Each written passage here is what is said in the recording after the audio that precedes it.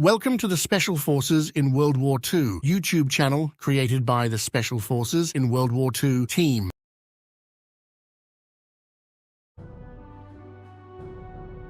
In early 1943, Allied planners realized that American forces are unprepared for storming the fortified coast of occupied France. At the Casablanca conference that January, the Allies set the goal of invading Western Europe within the year. Unlike British and Canadian troops, the arriving US soldiers have no doctrine or training for beach assaults. This gap demands an urgent solution. The Assault Training Center is established in mid-1943 to create new tactics and train American soldiers for amphibious warfare. It becomes the only US facility of its kind in Britain.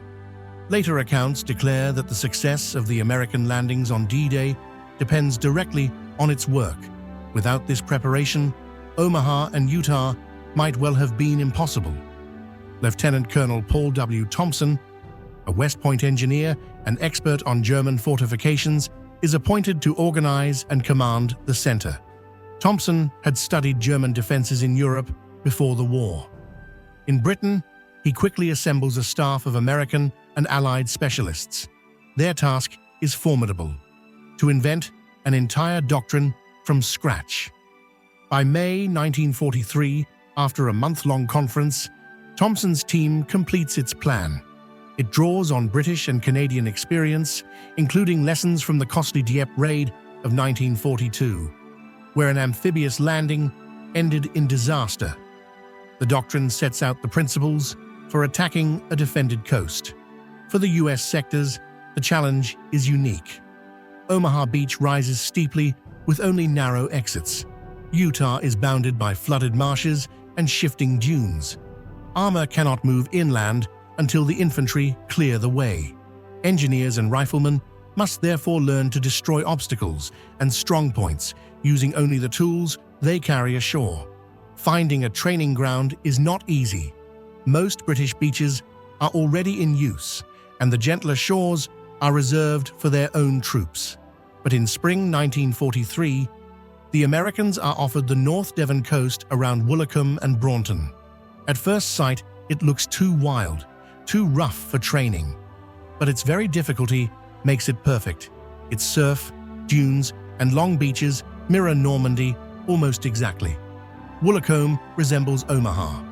Saunton sands and Braunton Burrows echo the marshes behind Utah. 11 kilometers of coastline are assigned to the US Army.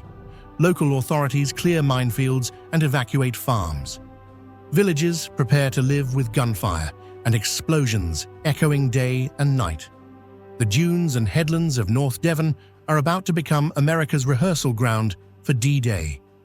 By summer 1943, American engineers move into Braunton Burrows. Companies of the 398th Engineer General Service Regiment construct live fire ranges, mock bunkers, and replicas of German obstacles. The site is divided into training areas, each with a specific purpose. Along Crow Point and Broad Sands, soldiers practice embarkation and landing drills. Engineers build slipways, scaffolding frames, and full-scale concrete replicas of landing craft. Replica landing craft tank and landing craft mechanized are constructed in solid concrete, their decks extended when larger vessels are assigned to D-Day. Soldiers clamber over them in endless drills, rehearsing movements they will later perform in combat. Some engineers scratch their names into the wet cement, not knowing if they will live to see the invasion. In the dunes near Braunton Village, engineers practice mine clearance, wire cutting, and demolitions. Bangalore torpedoes are slid under barbed wire, exploding in thunderous blasts. Wooden stakes and Czech hedgehogs are blown apart with live charges. The lessons are immediate and unforgettable. In the central burrows, infantry attack concrete pillboxes with bazookas and satchel charges. Painted embrasures serve as targets. A massive concrete rocket wall is built as a permanent backstop for bazooka fire. Soldiers fire round after round, learning to aim quickly and hit with precision. Wooden targets shatter too easily, so engineers switch to reinforced concrete, which can withstand repeated assaults. Saunton Golf Course is taken over entirely. Barracks and workshops fill the fairways. On the dunes nearby, an 800-meter obstacle course is built. Men run 5 abreast through rope swings, climbing walls and trenches filled with water. Massive scaffold towers, known as shipsides, let troops practice climbing down cargo nets into landing craft, simulating embarkation from troop transports at sea. The final test, called the Hedgehog, pushes soldiers through 12 obstacles designed to exhaust body and spirit. But realism comes at a price. In October 1943, a misaligned machine gun fires too low during a crawl exercise. 5 soldiers are killed instantly, 14 wounded. Only days later, a mortar explodes prematurely, killing 2 more and injuring several. Even the Saunton Sands Hotel, housing evacuee children, is hit by a stray anti-tank round. Yet the training continues, the risks accepted as part of preparation for the far greater danger to come. Elsewhere, cliff assaults are practiced at Baggy Point. DUKW amphibious trucks splash into Croyde Bay, ferrying men and supplies through the surf. At Putsborough, engineers build obstacles in the shallows and blow them apart with live explosives. Woolacombe Sands becomes the heart of the center. Its resemblance to Omaha makes it the ultimate test ground.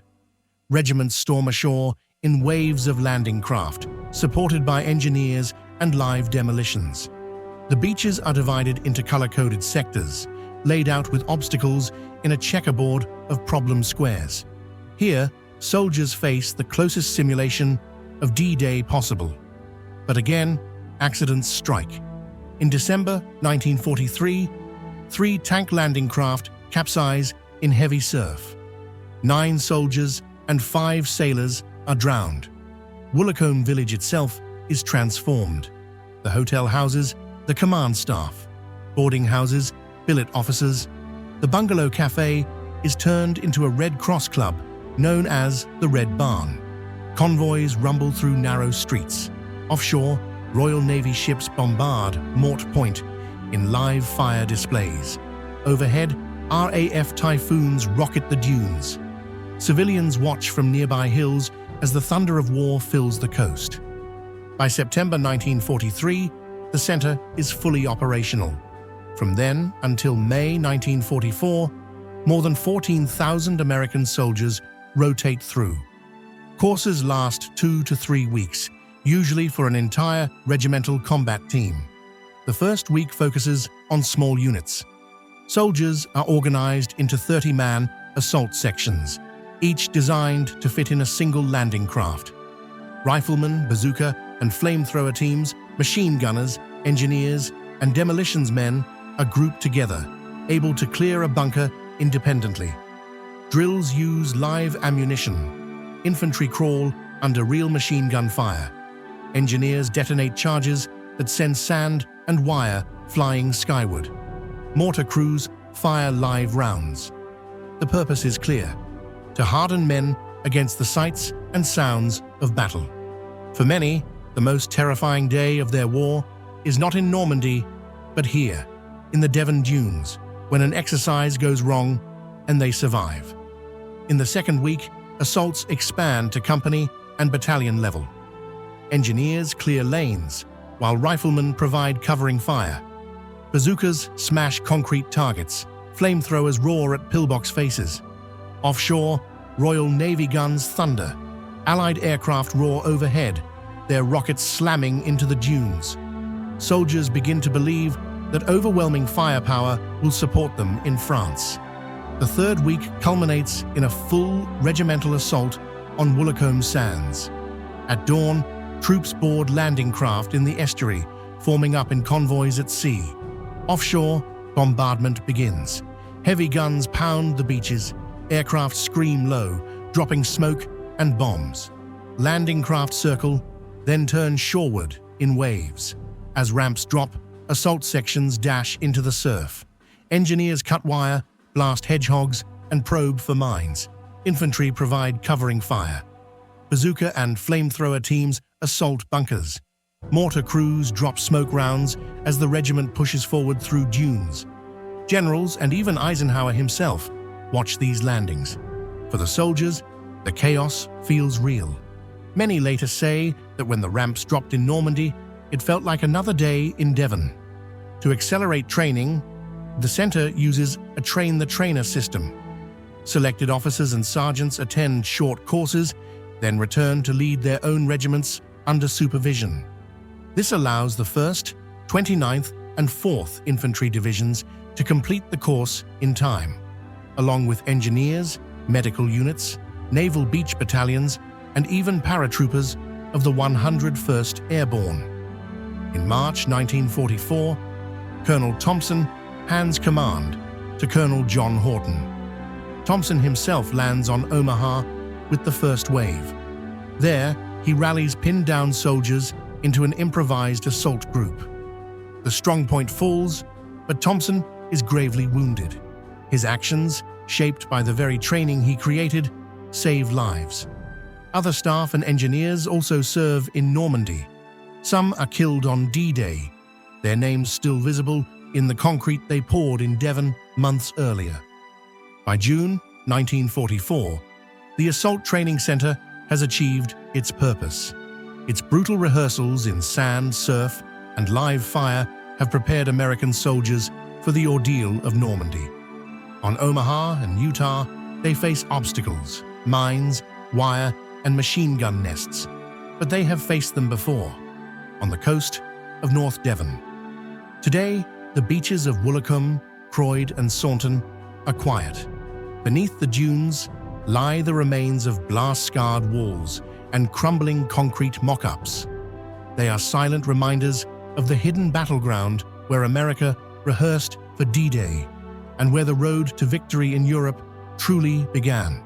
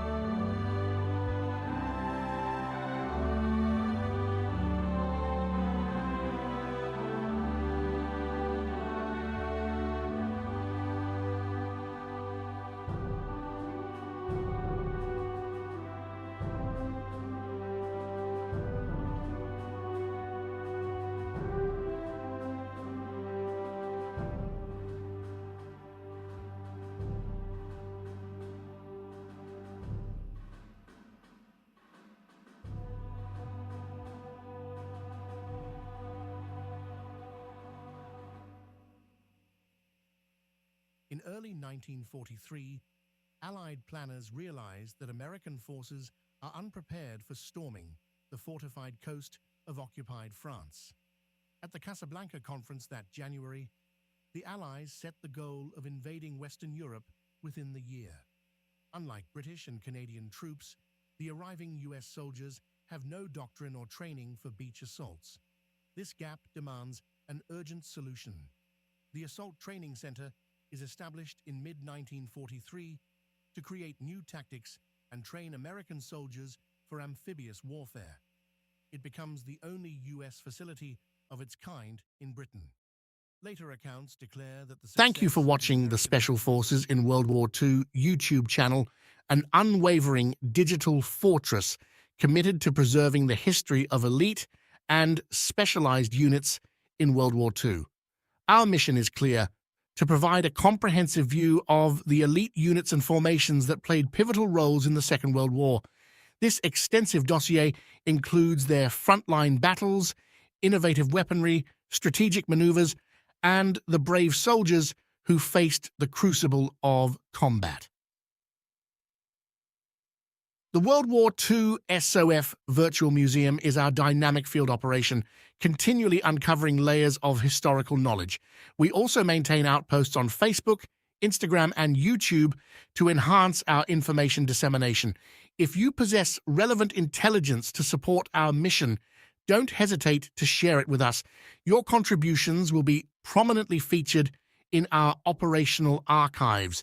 For those willing to provide substantial support, visit our Patreon forward base and enlist. Your backing is crucial to sustaining our mission. Together, let's carry forth this legacy.